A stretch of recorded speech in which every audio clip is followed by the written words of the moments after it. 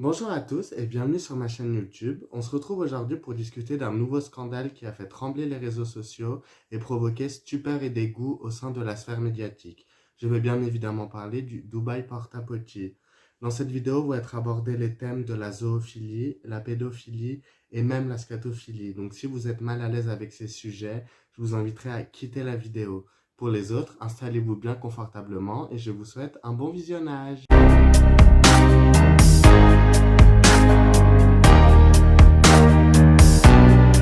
Pour débuter cette vidéo, quoi de mieux que de définir le terme porta-potty? C'est donc une expression qui veut dire toilette mobile ou dans ce cas-là, toilette humaine. Donc je vous laisse imaginer de quoi va parler la vidéo.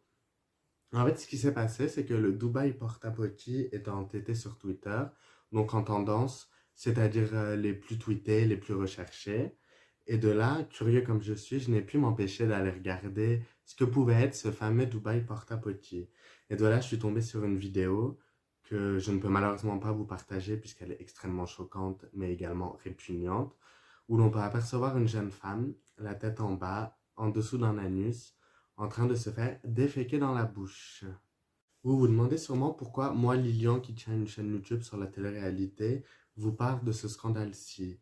Eh bien, c'est parce que certains YouTubeurs étrangers, dont Evan Haas et Ton Funny, ont sorti des vidéos sur le Dubaï Porta-Potty en utilisant des photos de candidates de télé-réalité françaises, donc les jumelles Marine et Océane Elimer, ou encore Wafa, ancienne candidate de koh et actuellement à l'antenne dans Maman est célèbre, pour illustrer leurs vidéos. Donc de là, ça a déjà fait scandale puisque la première pensée des Français ont été ces filles-là, ça donne assez pratique. Les youtubeurs ont ensuite réagi en disant qu'ils avaient seulement utilisé des images de femmes à Dubaï dans des beaux endroits pour illustrer le Dubaï porta-potty. Sauf que ce n'est pas normal puisque tu ne peux pas prendre l'image de quelqu'un et l'assimiler à un scandale pareil. Je vous rappelle ici qu'on parle de scatophilie, pédophilie et zoophilie. Enfin, que ce soit les jumelles Elimer ou Afa ou n'importe quelle fille impliquée dans ce scandale, elles ont des familles. Vous pouvez pas simplement prendre leur image et les salir comme ça. Vous vous doutez bien que ces candidates qui ont été injustement salies par des youtubeurs qui ne les connaissent même pas ont bien évidemment porté plainte. Donc je vous laisse avec la réaction de Marine qui dit très clairement qu'elle va porter plainte avec Océane. Et il y a eu également la réaction de Wafa dans le talk show de Samzira au jour d'aujourd'hui, mais je ne peux pas vous poster la vidéo pour des raisons de droit d'auteur.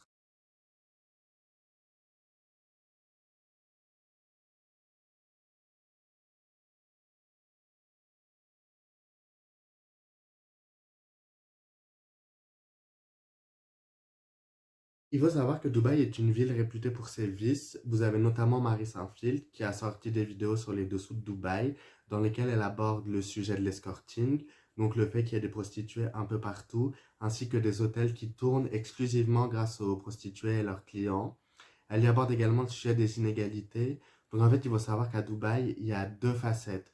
Vous avez la facette qui est montrée sur les réseaux sociaux via les candidates de télé, les influenceuses, les riches émirats arabes, avec la belle vie, le grand luxe des belles maisons. Mais il faut savoir qu'il y a des gens qui construisent ces maisons. Et en fait, c'est de la main-d'œuvre qui sont traités comme du bétail. Ils gagnent entre 200 et 300 euros par mois et sont logés dans des petits logements où ils sont un minimum 6 par chambre avec pratiquement pas d'électricité. Donc en fait, à Dubaï, vous avez la facette qui est montrée sur les réseaux sociaux où tout est beau, tout est rose, tout est luxueux. Mais de l'autre côté, vous avez tous ces pauvres gens qui sont pratiquement esclavagés et qui vivent dans des conditions insalubres et inhumaines. On va maintenant se concentrer plus précisément sur la télé-réalité et l'escorting dans la télé-réalité française. Bon, il faut savoir que c'est pas un sujet nouveau. Jérém Star l'avait notamment abordé en 2017 dans son livre Ma biographie officielle. Ça avait d'ailleurs fait un très grand buzz à l'époque parce que c'était la première fois qu'on en parlait. Et il parlait déjà notamment de pratiques concernant la scatophilie.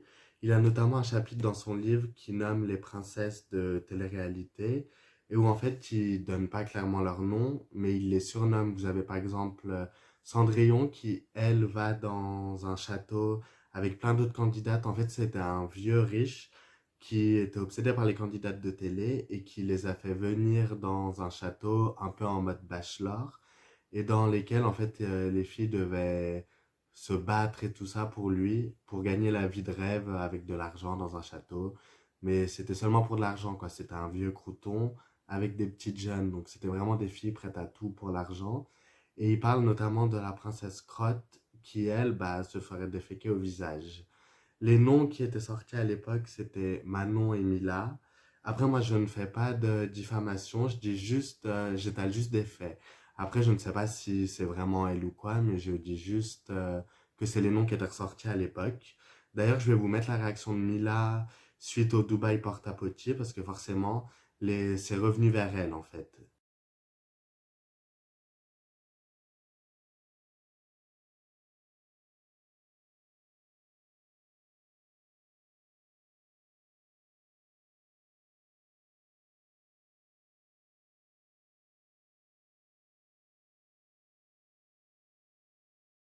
Jay Hamstar avait également révélé à l'époque que beaucoup de candidats de télé-réalité s'adonnaient à ces pratiques d'escorting et que vous aviez même des candidates qui venaient faire de la télé-réalité en étant déjà escortes afin de se promouvoir et de gagner en visibilité pour justement leur travail d'escorte. Il a notamment interviewé une jeune fille dont on ne connaît pas l'identité puisque la voix a été modifiée et le visage caché, qui révèle que, en fait, c'est une mère maquerelle, donc une ancienne candidate de télé-réalité, qui, elle, aborde toutes les nouvelles qui commencent la télé afin de leur proposer des voyages entre amis, mais que le voyage se transforme en... On leur propose en fait des grosses sommes d'argent pour avoir des rapports avec des hommes. Du coup, je vais vous mettre juste là l'extrait de la vidéo. Et ça me choque de voir des collègues, en fait, des filles avec qui j'ai partagé des tournages, se livrer à ce genre de pratiques. Elles s'adonnent même à la scatophilie. C'est-à-dire que pour une somme encore plus élevée, elles vont jusqu'à se faire déféquer au visage. Ça se passe où? Ça a lieu dans la villa, en fait, dans la salle de bain de la villa. Donc, en fait, je les vois revenir, elles ont pris leur douche, les cheveux mouillés, et puis finalement, sans tabou, elles en parlent ouvertement. Comme vous avez pu le voir dans cette interview, ce n'est visiblement pas nouveau que la scatophilie a un rôle plutôt particulier dans l'escorting à Dubaï. Mais il faut savoir qu'en fait, la scatophilie est limite une des pratiques les moins pires que les grands Émirats arabes pratiquent, puisque on parle également de zoophilie, donc le fait de masturber un chameau, mais également de pédophilie.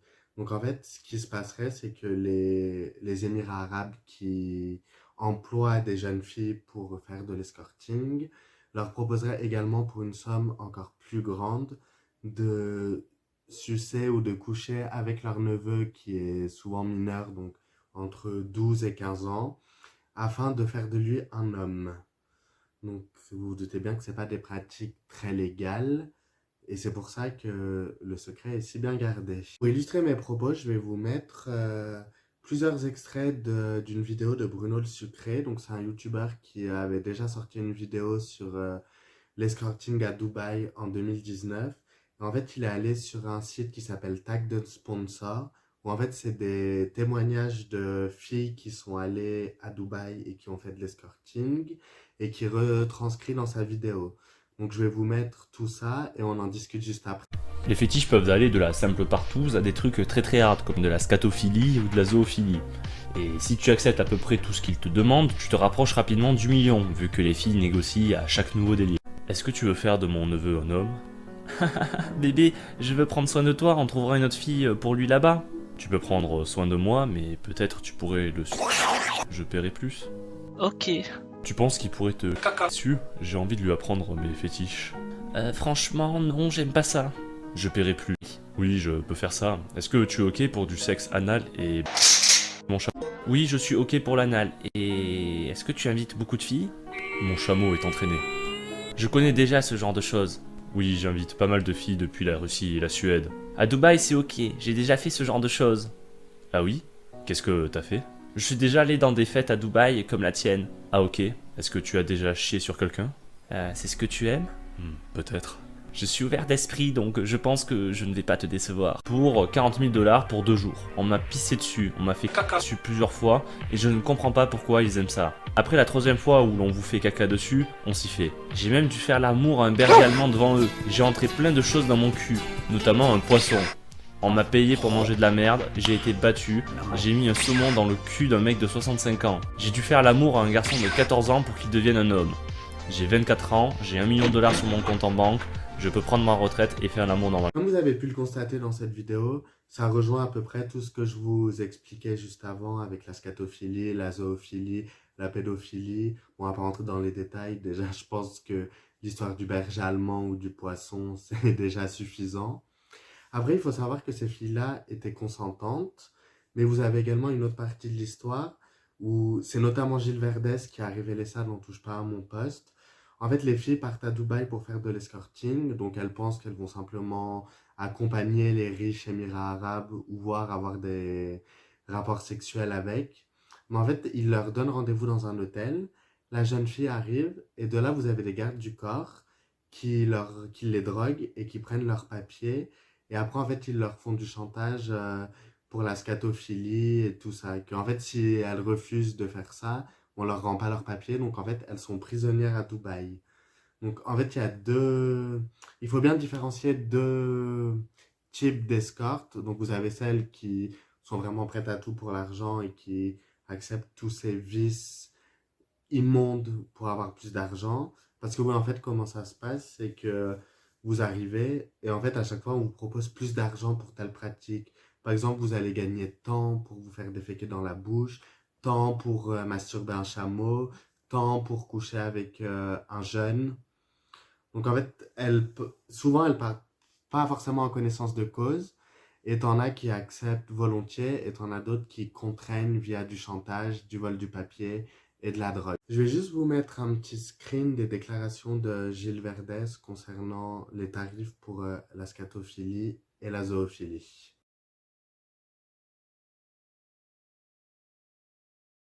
Pour conclure cette vidéo, je vais juste vous mettre une liste sortie par Aquababe, qui est un célèbre blogueur de télé-réalité. Alors dans cette liste, ce seraient les noms présumés de tous les candidats qui auraient participé ou qui participent encore à toutes ces pratiques que l'on vient d'aborder. Je tiens à préciser que je ne fais aucune diffamation et que je vous mets juste cette liste par transparence et pour vous informer, mais que rien n'a été prouvé concernant ces noms et que c'est seulement les sources d'Aquababe qui lui ont rapporté tout ça. En parlant de diffamation, il faut bien faire attention puisque il y a une influenceuse qui, à la suite du Dubaï porta-potty, s'est malheureusement suicidée puisque son nom est ressorti dans la polémique et elle a été grandement salie. Et le plus malheureux, c'est qu'on n'a jamais su si elle s'était vraiment adonnée à ces pratiques ou non.